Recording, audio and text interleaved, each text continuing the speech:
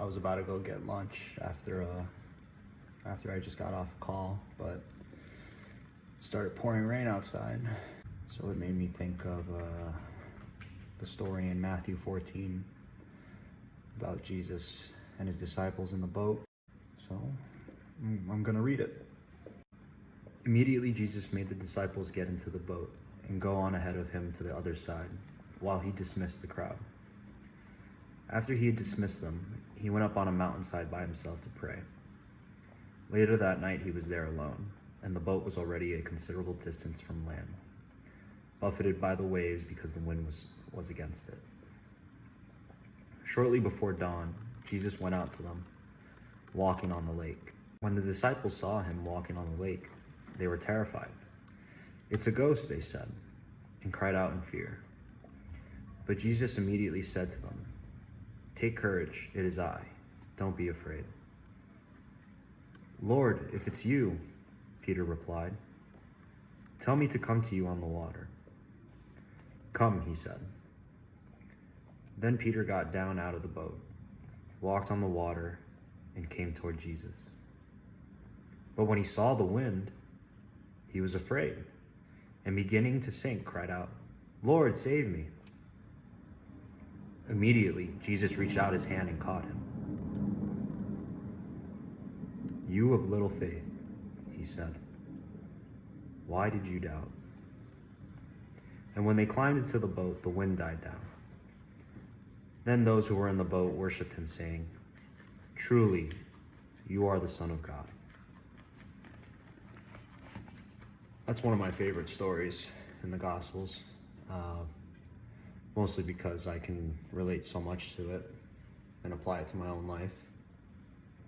How often is it that we're stepping out in faith, because we say we believe in Jesus and his miracles, and we start walking on water for a little bit, but then as soon as things get a little crazy and rough for us,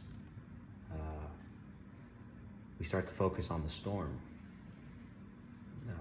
the wind and the thunder and the waves around us. And as soon as you take your eyes off of Jesus, that's when you begin to sink. And the part that gets to me the most is immediately, first, but when he saw the wind, he was afraid, and beginning to sink, cried out, "Lord, save me."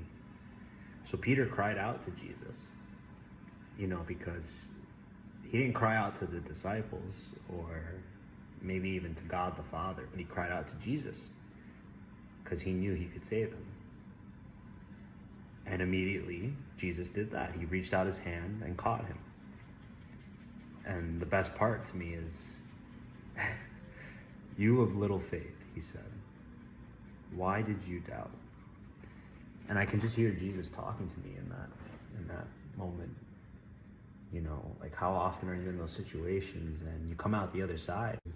You can hear Jesus saying to you, "You of little faith, why did you doubt me? Why did you doubt that I am your caretaker? If you put faith in me, I'm going to see things through."